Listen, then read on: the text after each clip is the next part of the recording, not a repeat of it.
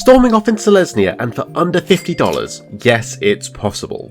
Through Karametra, God of Harvest, whenever we cast a creature spell, we search for a land and put it into play tapped. This engine lets us reach a storm count of 40 as early as turn 4. But how do we reach such ludicrously high storm count with Selesnya of all colours? Well, there's the easy way and the hard way. Both methods require the same starting point. Our Karametra is on board, and we have at least one of these combo enablers on the board to start, or two to storm. These each turn land drops or creature spells into additional mana, which are one and the same in this deck. Nylea technically doesn't, but reduces creature cost by 1, so fills the same role.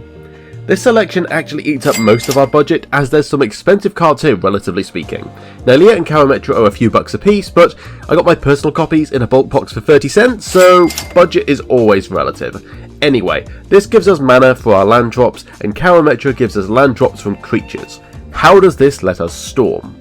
Well, the easy way is to have two of our combo enablers on the board and cast a White Mane Lion or Core Skyfisher.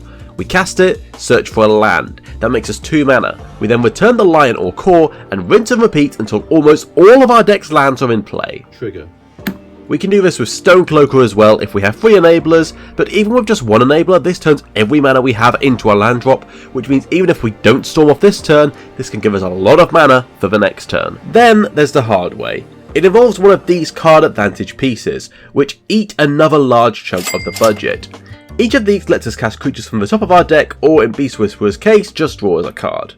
This means if we have some combo enablers out, say 2, we can cast all the 2 mana cards or less we find from the top of our deck for free, or free if we have 3, and if we make sure we have some extra mana lying around in case we hit anything big, we can keep going for a while. But the real kicker is in careful use of Karametra's ability.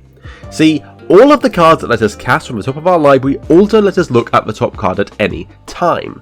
This means when we cast, say, our Elvish Mystic, a trigger goes on the stack for Karametra. We can look at the top card of our library and see if we want to cast it before searching for a land. If we decline the search, we can keep casting cards so long as we have mana, and then if there's a non-creature on top, we get a land, get our triggers, and shuffle.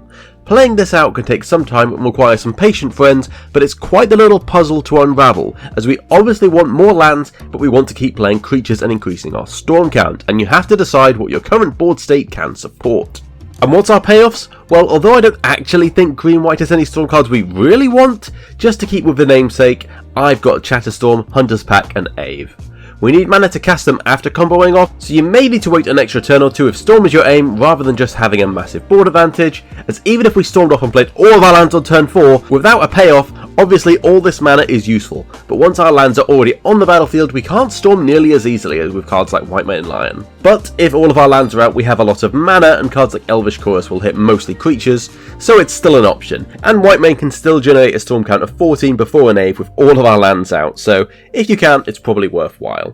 This also gives rise to some cards that don't technically storm, but let us use all of that mana, with both Ultramarines, Honor Guard and Intrepid Adversary able to fetch a land of Karametra for cheap if drawn early on, but act as a finisher late by giving our whole board state +15/+15 or so. So what else is in the deck? Well, first off, a ton of mana dorks.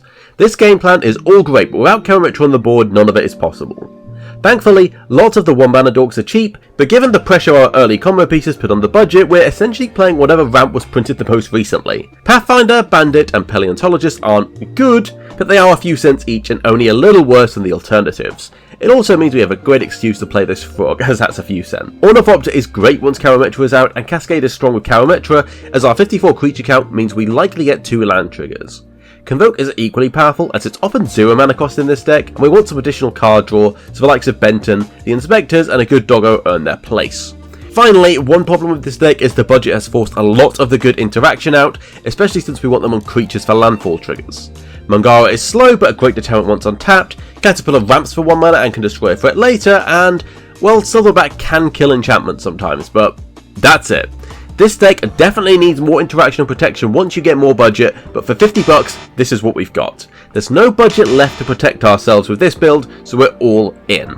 You could definitely cut a Nylea or a Silverbucks for a few bucks to spare, but I chose to make this deck list all in on the combo, or die trying. Lastly, I want to mention that Fauna Shaman and Analyze are 2 cheap ways to get some consistency on our budget to find exactly which piece of the combo we need, or that fateful interaction.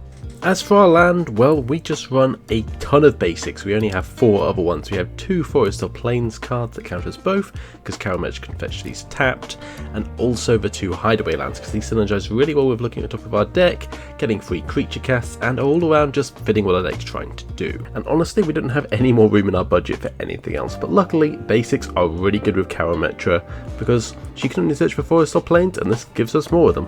If you're going to upgrade the deck, the first thing I would honestly get is a Lush Porticlo, because being able to fetch a Surveil 1 of Karametra's trigger when you're kind of running out of gas is just such a powerful ability, but you only get it once. And if you're looking for other upgrades, well, I have a full video on the full price deck, so feel free to check that out. Anyway, thanks so much for watching, subscribe if you've enjoyed, leave a comment with your favourite bird, because I love birds, and we'll see you next time.